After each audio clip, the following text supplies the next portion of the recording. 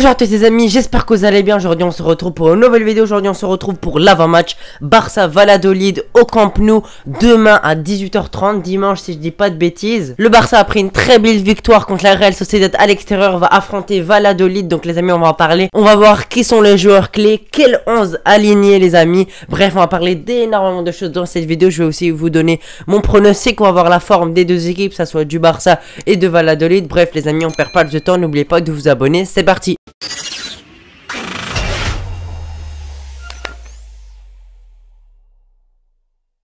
Les amis, on va commencer la vidéo très rapidement. J'aimerais vous présenter un site qui m'a envoyé 4 très beaux maillots. Un maillot du Barça, de City, même du Real Madrid. Bref les amis, vous pouvez voir franchement c'est des maillots vraiment d'excellente qualité. Les amis, n'hésitez pas à aller en description les amis, allez vous faire plaisir. C'est vraiment de la qualité sur ce site. Il y a tous les maillots. Alors les amis, le FC Barcelone affronte Valladolid demain, dimanche, c'est-à-dire à 19h30 les amis. Donc le Barça 85% de chance de gagner, 10% de chance de faire un match nul et 5% de chance de simplement perdre. Pour moi, je pense que le Barça est largement favori sur cette rencontre, surtout que c'est en Camp Nou. On sait que voilà, depuis le début de saison, même la fin de saison dernière, on voit que le Camp Nou c'est de plus en plus compliqué de gagner parce qu'il y a de l'ambiance, les stades sont simplement remplis grâce aux stars, que ce soit Lewandowski, que ce soit au coach Xavi, etc., etc. Le Barça est vraiment favori. Le Barça pourrait mettre vraiment une raclée à Valladolid, mais les amis, il faut jamais sous-estimer un adversaire parce que Valladolid va venir au Camp Nou en défense. Simplement ils vont essayer de limiter les espaces, ils vont essayer de laisser zéro espace simplement au Barça et ils vont essayer de trouver des solutions simplement en contre-attaque. Donc les points clés tout simplement de ce match déjà c'est d'essayer de marquer le plus tôt possible, surtout dans les 10 premières minutes, dans les 15 premières minutes. Si on arrive à marquer sur ce temps là, je pense que le match sera quasiment plié parce que l'équipe devra laisser un peu plus d'espace, montrera un peu plus et laissera des espaces pour les Lewandowski, Dembélé, Ansu Fati, Ferran Torres, Rafinha, etc., etc. Et je pense qu'on pourrait partir sur un 3-4-0 si jamais on arrive à marquer très tôt simplement. Mais si voilà, on est toujours dans la deuxième mi-temps, on n'arrive pas à marquer, ça va se compliquer de plus en plus parce que Valladolid va vraiment penser, ils vont vraiment croire à simplement à réussir à gagner un point contre le Barça. Ils vont vraiment pas lâcher ce match nul, donc il va falloir essayer de débloquer la situation le plus rapidement possible. Il y a des joueurs clés, il y a des joueurs très importants qui seront très probablement titulaires, mais on va en parler un peu plus détaillé simplement dans mon 11. Mais je pense qu'Ansu Fati sera titulaire, je pense que ce sera un des joueurs clés parce que sa rentrée contre la Real Sociedad a vraiment changé tout le match. En 10 minutes il a fait 2 passes décisives, puis il a tué le match en marquant un but. Donc franchement la rentrée d'Ansu Fati lui fait mériter simplement sa place de titulaire. Elle a vraiment fait une rentrée incroyable contre la Real Sociedad, donc il sera titulaire à 100% simplement sur l'aile gauche et je pense qu'il pourrait vraiment faire des ravages par ses dribbles, par sa belle qualité de passe. Il nous l'a montré bien évidemment contre la Real Sociedad où il fait 2 très belles passes décisives, mais surtout ses buts parce que c'est un joueur qui a une très belle finition. Je pense que Ansu Fati en 1 contre 1, je pense que je vous apprends rien, c'est vraiment un monstre et c'est vraiment un très bon finisseur et je pense que il pourrait simplement tuer le gardien devant, simplement dans les 1 contre 1, dans les têtes, etc., etc. C'est un joueur tout simplement qui marque ses occasions. Et également Lewandowski, inutile de le présenter, il a une finition hors pair, c'est un très grand joueur, un joueur simplement expérimenté qui a gagné énormément de trophées, notamment la Champions League, la Bundesliga, etc., etc. Donc inutile de le présenter et je pense que ce duo là pourrait vraiment faire des ravages à l'équipe, à la petite équipe de Valladolid sans leur moquer de respect. Les amis, maintenant on va commencer, on va parler tout simplement de la forme des deux équipes. Allez, on va commencer par le Barça. Sur le 3 derniers matchs, 2 matchs de Liga et un match amical. 0-0 contre le Rayo Vallecano au Camp Nou, ça a été assez compliqué, le match a été très dur, on n'a pas réussi à gagner, mais c'était le premier match. Deuxième match, on a direct enchaîné en gagnant 4-1 contre la Real Sociedad où très souvent c'est très compliqué de gagner là-bas, notamment grâce à un doublé il me semble de Lewandowski, un très beau but d'Ansu Fati, etc., etc. Le Barça a vraiment fait un très beau match et notre dernier tout simplement match le mercredi dernier contre Manchester City, un match nul 3-3, mais moi je le compte pour une victoire pour moi parce que Manchester City a marqué à la dernière seconde sur un penalty imaginaire sur une simulation de Haaland. Donc franchement on a tenu on tient compte de ce but imaginaire. Je pense que franchement on est sur 2 très beaux matchs. On a tenu face à Manchester City, un des meilleurs clubs d'Europe, et contre la Real Sociedad, une très grosse équipe de Liga, et très compliqué de gagner là-bas. Donc franchement je suis vraiment content de la forme du Barça et je pense qu'ils vont monter en puissance petit à petit. Là c'est un nouveau test, franchement gagner contre une petite équipe au Camp Nou ce sera pas un truc qui est le plus dur, mais il va falloir quand même le gagner et prendre les 3 points parce que si on veut gagner cette Liga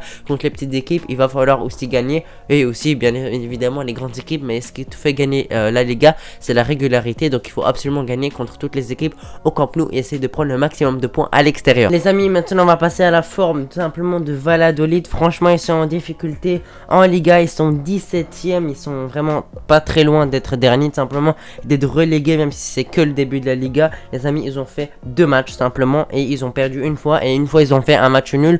Donc pour une équipe qui essaie de se maintenir là, on peut pas faire trop de conclusions parce qu'ils ont joué que 2 matchs, mais ils ont pas encore gagné un match en Liga et ils sont plutôt en difficulté parce que c'est une petite équipe de Liga. Donc ça devrait être une formalité de les battre, mais vraiment attention, il va falloir que les joueurs soient motivés, qu'ils prennent pas tout simplement de haut cette équipe et qu'ils essaient de dérouler le plus rapidement possible, parce que plus les minutes avancent, plus c'est compliqué d'essayer d'ouvrir le score contre cette équipe qui va vraiment nous mettre en difficulté défensivement. Les amis, maintenant on va passer tout simplement, on va parler des enjeux. Les enjeux, c'est vraiment très important, et l'enjeu tout simplement c'est de continuer à gagner en Liga. Le premier match de Liga était assez compliqué, on a fait un match nul contre le Rayo Vallecano, mais on a directement réagi face à la Real Sociedad où on a gagné 4-1, puis on a fait un match amical où on a bien tenu contre Manchester City, et maintenant il va falloir absolument gagner ce match parce que on veut gagner cette Liga, c'est vraiment un des objectifs, et pour ça il va falloir enchaîner les victoires, essayer de rester simplement invaincu le plus longtemps possible et de gagner contre les petites équipes de Liga qui devraient pas trop nous mettre en difficulté. Mais attention, il va falloir faire attention quand même. Donc les amis, absolument gagner ce match, absolument prendre les 3 points pour être dans la course de la Liga 2022-2023 où ça va être vraiment compliqué parce qu'on a de très belles équipes, que ce soit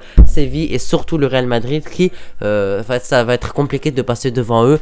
Parce que voilà, c'est une équipe qui gagne souvent, malgré que des fois ils font pas des très bons matchs, ils arrivent quand même à s'imposer. Donc nous aussi on doit faire pareil, même à des moments où c'est un peu plus compliqué, il va falloir essayer d'arracher les 3 points. Mais je pense pas que dans cette rencontre on va arracher les 3 points, parce que je pense que voilà, on est largement au-dessus et on espère que tous les joueurs feront une bonne performance.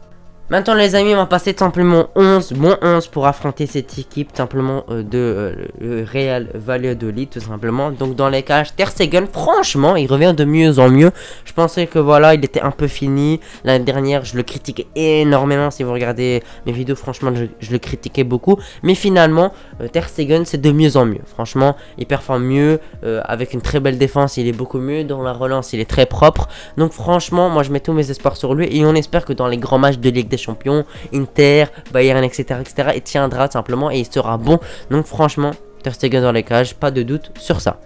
Les amis, la charnière centrale, Araujo et Koundé, vous me direz Koundé, est-ce que tu es sûr qu'il sera inscrit?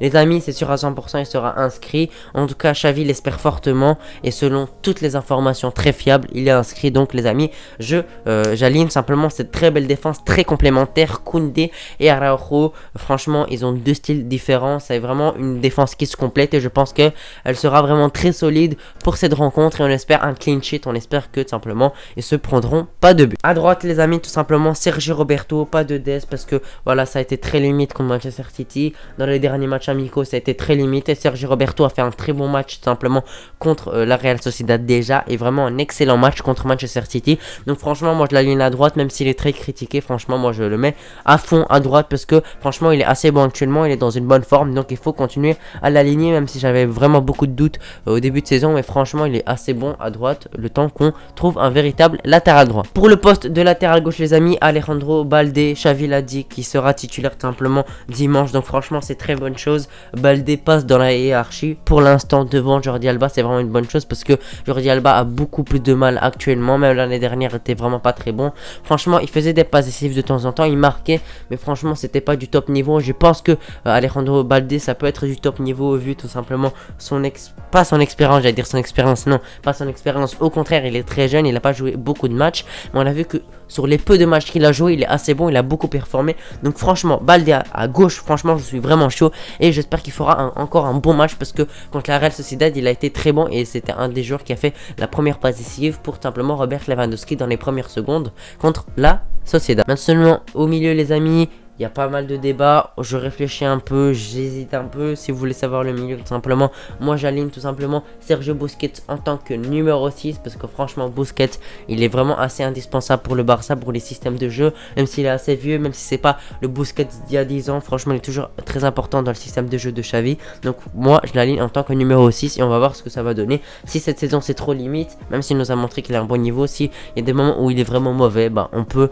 simplement le remplacer en descendant simplement de Young en 6 ou en mettant Franck Kessié. Maintenant les amis, on va passer à la paire tout simplement des relayeurs De Jong et Pedri. Franchement, très bon relayeur, assez complémentaire, j'ai pas de doute là-dessus. Les deux ont fait un très bon match lors du match contre la Sociedad et aussi contre Manchester City. De Jong a eu un peu plus de mal dans la première mi-temps contre la Sociedad, mais la deuxième mi-temps, il s'est un peu réveillé. Il a fait une bonne deuxième mi-temps. Donc les amis, cette charnière centrale, j'ai pas de doute simplement. Je pense qu'elle fera vraiment beaucoup de bien cette paire de relayeurs. Maintenant les amis, à droite Ousmane Dembélé qui fait de très belles performances actuellement, donc je pense pas qu'on va trop en discuter là-dessus. Franchement Dembélé actuellement c'est vraiment top, donc moi je l'aligne largement en tant que ailier droit. Je pense qu'il nous apportera encore beaucoup de choses. À gauche les amis, je mets Ansu Fati, c'est-à-dire que je mets Rafinha, Ferran Torres sur le banc, parce que voilà, Ferran Torres il a fait encore un mauvais match. Rafinha, je pense que voilà, ça lui ferait du bien un peu sur le banc, surtout qu'Ansu Fati a vraiment fait une grosse rentrée. Donc moi je mets les joueurs méritent, et pour moi Ansu Fati mérite plus sa place de titulaire vu le dernier match qu'il a fait, mais Rafinha pourrait bien évidemment repasser dans la hiérarchie quelques matchs après, pourquoi pas. Et maintenant les amis, notre numéro 9, polonais, je pense qu'il n'y a pas de débat là-dessus, j'en discute pas. Il a fait un très bon match contre la Sociedad, doublé, très beau match, donc franchement on espère qu'il nous fera encore un bon match et qu'il continuera à claquer des buts, parce que franchement ça nous fait vraiment plaisir d'avoir un numéro 9 de ce niveau. Voilà les amis, j'espère que vous avez apprécié la vidéo, n'hésitez pas à me donner votre 11 dans les commentaires, votre pronostic. Mon pronostic pour moi c'est un 4-0 contre tout simplement Valladolid au Camp Nou. Je pense que le Barça fera un bon match. Je vous remercie d'avoir regardé la vidéo jusqu'ici, n'oubliez pas de vous abonner, on se retrouve pour une prochaine vidéo. Je vous souhaite une très bonne journée, ciao.